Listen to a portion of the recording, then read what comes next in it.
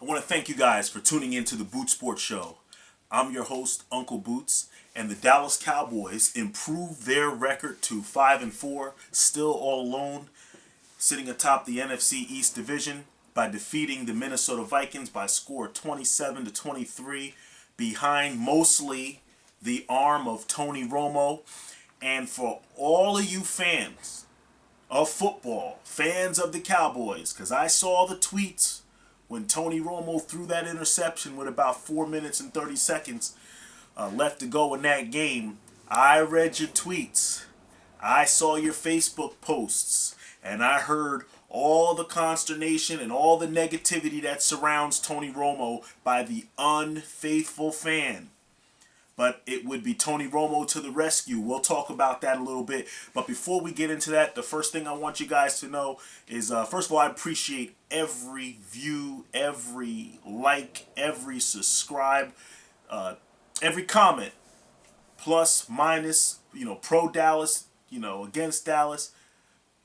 I appreciate it all.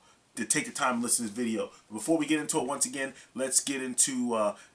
check out the folks over at yourdailycowboysfootballfix.com.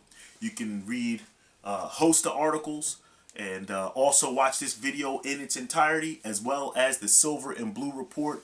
These are places that you can go to be around and talk with Dallas Cowboy faithful fans, whether you are on the Romo bandwagon or off. A lot of you got caught talking some stuff about Tony. But as you know, I am not a Tony Romo apologist, but I am a big fan who appreciates what it looks like to have a quarterback that you can trust and that can win games. And what you saw on the other side of the ball, and I'm talking about the Minnesota Vikings, is a football team that desperately needed a quarterback a few years ago when they traded up into that first round and to secure Christian Ponder, and the high fives and the hand slaps and the yes, we got our guy, all that went on. They do not have a guy. Now, he might have played as good as a game as he's capable of playing, considering the quarterback controversies they've had in amongst the organization. But that type of quarterback play would not be settled for in Dallas. And anybody who doesn't believe or think that Tony Romo is one of the best quarterbacks in the league, then you go swap places with the Minnesota Vikings and see what they're saying. Why don't you hop on some of their message boards and see what they're saying about their quarterback position. But at any rate, Tony had us scared. We were scared in this game. And it was, the thing about it felt like the Detroit Lions game where we felt like we were up. We had scored 2 touchdowns in 10 seconds, and we felt like we're up, and the game was in hand, and then all of a sudden, the game started getting away from us. Now, this football team has a very serious situation at the running back position, and that needs to be addressed. And I have a couple reasons or a couple solutions that I think need to happen, and hopefully will happen. But that being said, 9 rushes from from the Dallas Cowboys finished this game with 9 rushes, 9 rushing attempts, and that's, unfortunately, that's probably the best way. I know all you guys are killing. I've seen the posts, I've seen the message boards, the tweets. I know you guys are killing the Cowboys for not running the football, but the Cowboys can't win running the football.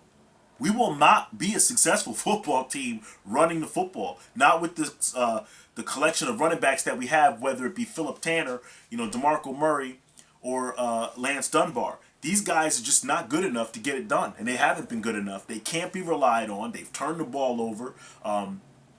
They just haven't been good. Murray came in, and you can tell Murray wasn't. He had a couple explosive plays, but just really wasn't himself, and probably hurt himself again or agitated an injury. We're gonna need him healthy for down the stretch, but this team needs to go in a different direction at running back. We'll talk about that a little later, but. A lot of drop passes in this game, and I was real tough on Dez. Let me say this: I was real tough on Dez in my last video, and I still agree with how I felt. I didn't wake up in the morning or wake up mornings after and feel that my position or stance was out of line. I still will reiterate that. On a football team, it's never good to have players holding you back on the sideline, physically. because they feel that you're not, what your actions aren't conducive to winning or conducive to the team. Now I know happy talk now and oh Dez is just being passionate. Dez, that's all fine and dandy, but that's not all that went on the sidelines. Now, there was a video released of all that negative talk about Dez, and it ended up being positive, and everybody saw the one video, but they didn't see the other tirade videos that went on. And this stuff leads to mental breakdowns. When you have situations like that on the sidelines, it leads to mental breakdowns. It leads to you not being focused on the task at hand. And what you saw this week, you saw against the Minnesota Vikings, Dez wasn't focused, and in this game, we took a penalty that could have given us a chance to extend a series. Dez takes his helmet off in the game, not knowing claiming to not know the rule that you can't take your helmet off, and that cost us a penalty. We ended up having to punt the football, and a bunch of drop passes by not just Dez. Jason Witten had a couple drops. Cole Beasley had a couple drops. Terrence Williams had a couple drops. These ruined a pretty almost perfect day from Tony Romo. Sans the interception he threw with 4 minutes and 30 seconds left in that game, which most of us thought the game was over. You'd have to think that in this situation, Cowboys are down 4 points, and Romo throws an interception on their side of the field, and that they didn't come away with any points there. And let me tell you something. That missed extra point, which we didn't really think was a big deal, it changed the whole complexion of that game. You wonder how a kicker can miss, especially a kicker with that kind of stature. I think Blair Walsh from the Minnesota Vikings was a Pro Bowl kicker last year. To miss an extra point is kind of unacceptable, but that helped the Dallas Cowboys get ahead, gave them some momentum, and Tony Romo was able to pick the slack up, carry the team on his back like he had been doing most of the day. He did get some help from the defense. Jason Hatcher was able to provide some pressure. Everett Brown, a guy we picked up off the street, and you've heard me say this, you've heard it being talked about how good of a job this organization is doing picking guys up off the street and them coming in and playing and making key plays. You saw Everett Brown come in and get a sack, get a couple pressures that really changed the complexion of the game. The team did a decent job with Adrian Peterson for the most part, except that long run that he had where he broke off some tackles. But for the most part, they'd been doing a really, really good job. I thought I saw one graphic where there were 16 or 18 rushes for 76 yards, up until a couple big runs that he had later on in the game. But that's doing a decent job on this guy. That's doing a pretty decent job. The Cowboys could use a back like that, and they're going to have to get one in order to win a championship, or in order to be contenders. They're going to have a back that's reliable and serviceable. This was an ugly win. This was a very ugly win. I saw Cole Beasley in this game make some plays that I wish they had used him like this in the Detroit Lions game, and I feel like if they did, that would have secured the win, regardless of the big game that Megatron had in Detroit. This was an ugly win, but I think every Cowboy fan will take this ugly win versus that pretty loss to the Denver Broncos that we had. And the Cowboys are going to have to step it up, because if you look at the division, the Eagles come back or the Eagles come out and pretty much dominate the Oakland Raiders. They got some hope now. The kid came out, Nick Foles came out and threw 7 touchdown passes in that game. So they got some hope. They think that, hey, you know what, maybe it was just an aberration against the Cowboys. Maybe Nick Foles ain't that bad. Let's get him going. We got a chance to win. You have to respect the quarterback that can go out and throw 7 touchdown passes in the game. They're a game behind, and they got some hopes. Then you got the Washington Redskins. If you peek around the division a little bit, they got some things going, beating a San Diego Chargers team that had pretty much had its way with the division. So, beating the Eagles and the Cowboys. So, RG3 and company, them guys they're getting it going. They're a game and a half behind. And, you start looking at the division. The Giants are coming off a bye week, 2.5 games behind. We got the Saints coming up. So, this division can change. We can change positions really quickly with some poor play. So we have to get better. Tony Romo's been magnificent. You know, if you're one of these guys, and I know a few of them, that thinks that the Cowboys can't go anywhere with Tony Romo and Tony Romo can't win, you know, you should take a look around the league. Take a look around the league at some of the games that were played. Andrew Luck was playing against a pretty bad Houston team. You know, the Indianapolis Colts, I should say, they were playing against a pretty bad Houston team, and they had to struggle to win that game, and that was an ugly game for them. You know, the Seattle Seahawks, they played against the Tampa Bay Buccaneers. They had to struggle to win that game. They were down 21-0 to Mike Glennon and the Tampa Bay Bucks. So, you know, you look around this league, and there are other teams that are in situations like this. You know, I watched that Kansas City Chiefs game play Buffalo Bills, and that was an ugly game for them too. They had thought they had lost that game, and if it wasn't for one play in that game, they were on the 1 yard line. The Kansas City Chiefs were back against the wall. Buffalo Bills were on the 1 yard line about to go in, and their quarterback, Jeff Toole, throws a terrible play. I don't even understand. The play was terrible. They were about to go up 14 points in that game, and that turned that game around. They ended up losing. So don't be too discouraged about ugly wins. Don't be so against, oh, the Cowboys, they could barely beat the Minnesota Vikings, so therefore, man, that stuff means nothing. It means nothing in this league. What means something is wins and losses. And one thing that I can tell you, and I've been saying it for weeks, if you are in first place in the NFC East, no matter how bad people may think it is or how bad it is, you are going to the playoffs. That is a fact. You will go to the playoffs. So, and we're in first place. Like I said, the other teams in the division have to win too. Don't tell me, oh, well, the Cowboys can't beat this team because we could go out and lose to the Saints next week. Darren Sproles might not play that game. I watched a little bit of that. He was hurt and was concussed in that game. So, you know, the Cowboys could be catching a break. You know, and I don't know how many times the Saints are going to lose 2 games in a row. But look at that game. That's another team. Look at the Saints. Everybody would tell you that the Saints were better than the New York Jets going into that game. I bet you not one person picked that game that way. And not even Jet fans. And I know a couple of them that didn't think their team could win. And look at that. The Saints lost that game. So the Cowboys could have lost this game, and you would have looked in the ledger and saw all these other teams. Oh, well, they lost to a bad team. This good team lost to a bad team too. So we got to take this and move forward. I don't know that we are set up to win. You know, I don't know that we're coached to win. You know, I'm starting to get off the coaching bandwagon a little bit. You know, I've always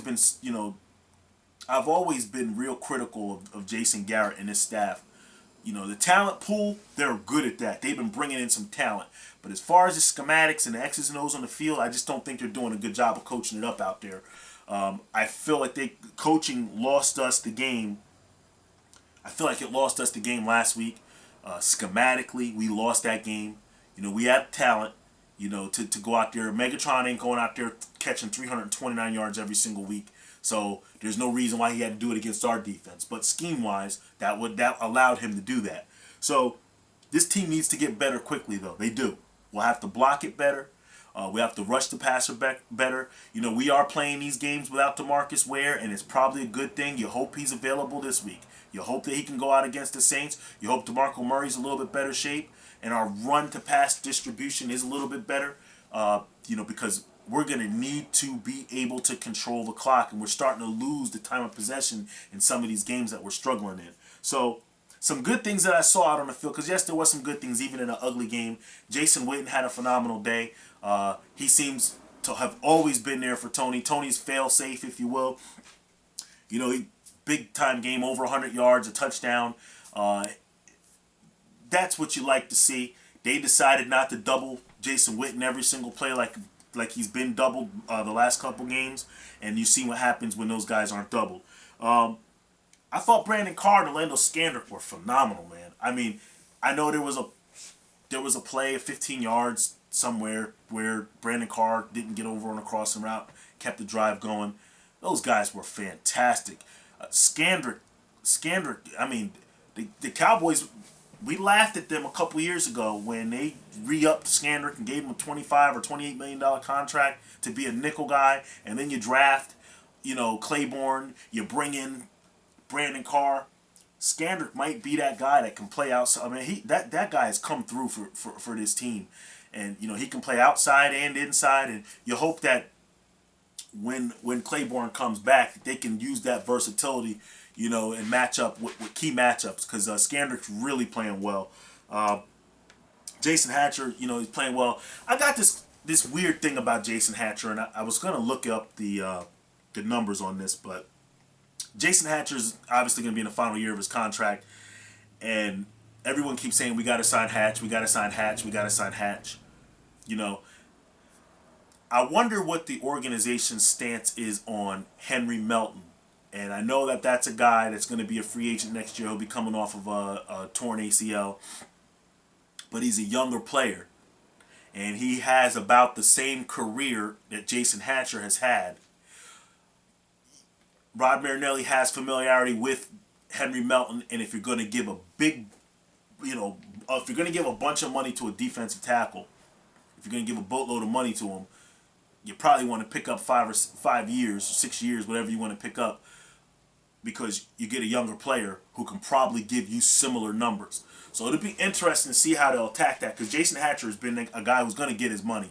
But I don't know if I want to pay Jason Hatcher versus paying a guy like Henry Melton. That's just my opinion. I'm throwing it out there because of the familiarity, like I said, with Rod Marinelli, having him and getting him to the Pro Bowl. Rod Marinelli knows what he has with him, so it'll be kind of good to see how that. I believe they'll go to Henry Melton route, but that's just me saying that. I'm sure I'll bring this video up in 6 or 7 months, and then we'll see how true and accurate it was. But J. Hatch is playing real well. One thing that I looked for in this game, this was a team that had 3 first-round draft picks in the draft, the Minnesota Vikings, and one of the picks that they took was the Sharif Floyd pick. That we were highly scrutinized for not taking him at pick 18, trading down and getting Travis Frederick, who has been a godsend at the center position. Okay? And I know for a fact that Sharif Floyd has not been anywhere near what Travis Frederick has been, not even close. So I saw him get a little push in there. He actually didn't show up on the stat sheet at all. No tackles, but he did get a illegal hands to the face, I believe, on him. So that was a big play. But the Sharif Floyd guys that were saying we should, Brian Broaddus, Dallas Cowboys website former pro scout, was standing on the table. Sharif Floyd, you got to take the kid. I know his stance was if the scouts deemed that he was the 4th player overall on their board, they got to take him. That's the reason he would. But the guy just didn't look like that player on film. He didn't look like the 4th overall player on any board. And he hasn't looked like that in Minnesota. And that's the reason why guys like Guion, their defensive tackle, Kevin Williams, that's the reason why guys like that are playing. They're rotating him in. They're getting him in. But he just hasn't been that player. He hasn't been a real big-time player. So kudos to the Cowboys for getting that right at the center position. Surprised there wasn't much more talk about that position there with Sharif Floyd on the radio broadcast. But he didn't play much. So once again, special teams was fantastic. That kid Cordero Patterson, I am a Tennessee Volunteer fan. That kid Cordero Patterson is a playmaker. If you are in a phone booth with that dude, he's hard to touch, let alone open field. It's hard to get a hand on that guy. They did a really good job corralling him, getting to him. You were looking at 2 of the best return guys in football in Dwayne Harris and Cordero Patterson. So that was a big matchup. Good to see the Cowboys were able to do some things there in special teams and keep that game out of that guy's hand. That guy, remember, last week had a 109-yard return. So I believe it was 100. No, let me stop. I think it was a 109-yard return. So last week, yeah. So Everett Brown, man, a guy they picked up, Florida State. Supposed to be a big-time player coming out of Florida State, a volatile pass rusher. Came in for the Cowboys, man, right off the street, got a sack, flirted around with the Philadelphia Eagles for a little bit. I mean, this organization is bringing talent in and finding use of it. and it's really, really paying dividends when we're struggling up front to keep a front four out there on the field. So I'm looking at this two two things I want to talk about: the running back position, and I want to talk about ownership a little bit. I'm hearing a lot of talk about Jerry Jones and how he's poor, how he's doing a poor job. Cowboys, everything goes wrong. It's Jerry Jones or Tony Romo. Everything.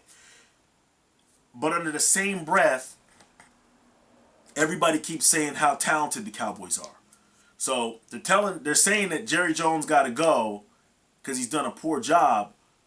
But every single draft, the Cowboys are doing a great job in the draft. Now, you don't want to give Jason Garrett credit for the drafts. We've already established that. They don't want to give Jason Garrett credit. These picks are all Jerry Jones picks. Now, I'm on every Cowboy message board. So I don't want to hear, well, Jones doesn't get credit for Sean Lee, but he gets credit for the Dez Bryant pick. No, you can't have your cake and eat it too. If you're going to judge Jerry Jones on these picks, then you have to give him credit for Dez Bryant, Sean Lee, Bruce Carter, who, by the way, whoever's idea it is, you want to lose your job, Jason Garrett? Keep messing around, sitting Bruce Carter on the bench and playing Ernie Sims. I don't know what Ernie Sims is doing in practice. I don't know what he's doing. I'm not privy to that. But I will say, I've seen enough of Ernie Sims botching plays out there and missing tackles. And for his team, we don't always know whose responsibility it is on defense. And that's not fair, in the sense that when you see Orlando Scandrick standing by a guy, maybe that was Bruce Carter's guy. And Orlando Scandrick looks like the GOAT, like the guy whose fault it is. But he's not a better...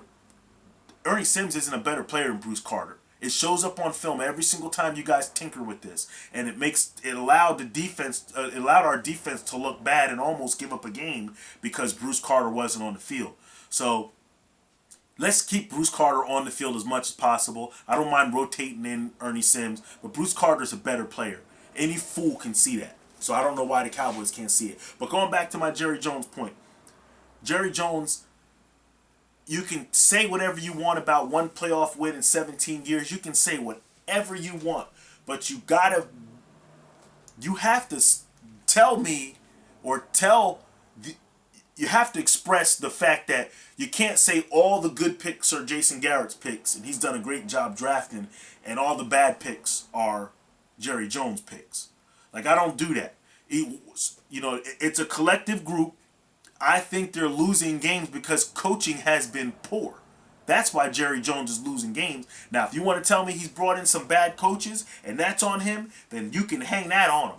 If you want to tell me he shouldn't have brought in Bill Parcells, if you want to tell me Wade Phillips shouldn't have been the guy, if you want to tell me Jason Garrett shouldn't have been the guy, Dave Campo shouldn't have been the guy, I am on board with that. But this coaching staff is running this team into the ground. This year's draft coming up, and I don't like to talk draft too early. This year's draft is coming up. This has got to be, and I know most of you guys are going to hate this. The first pick off the board has to be a running back. And I don't want to hear about people getting efficient.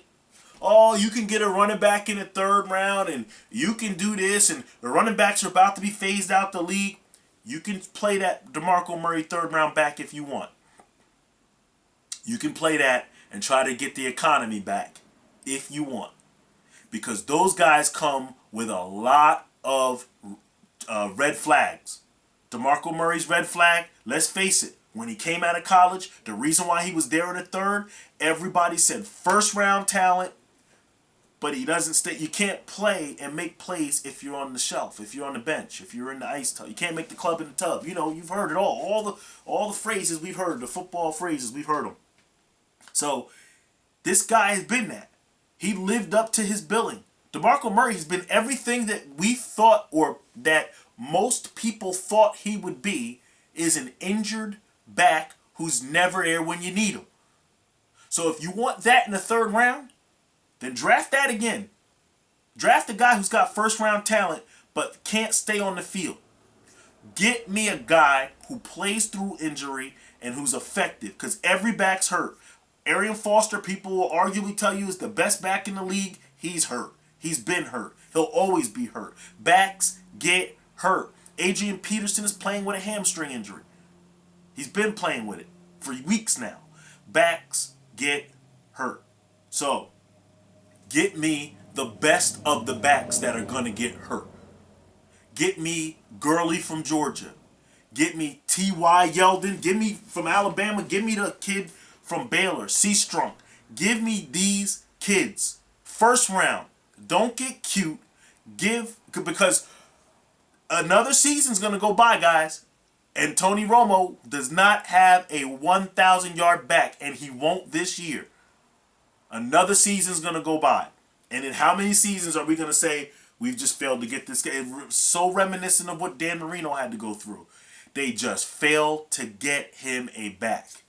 So, we're not going to be effective. We're not going to make a run. We're not going to be able to milk the clock and sustain leads when we can't run the football, because incomplete passes stop the clock. Romo threw the ball for 50-plus times yesterday. That game went a lot longer than we wanted the game to go. It left a lot more time for Christian Ponder and Adrian Peterson to gain yards. So, we need a running back. So I don't want to hear about a guard. I don't want to hear about a pass rusher. The window is closing. Your stars are on the sidelines, fans. Your stars are breaking down. DeMarcus Ware hasn't played a game in about a month. He hasn't been himself in a month. DeMarco Murray hasn't played in weeks. Your stars are breaking down. Tony Romo's back there playing all reliable.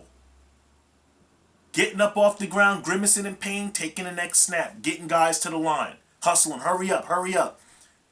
These guys aren't going to keep making plays forever. So, I'm putting it out there now.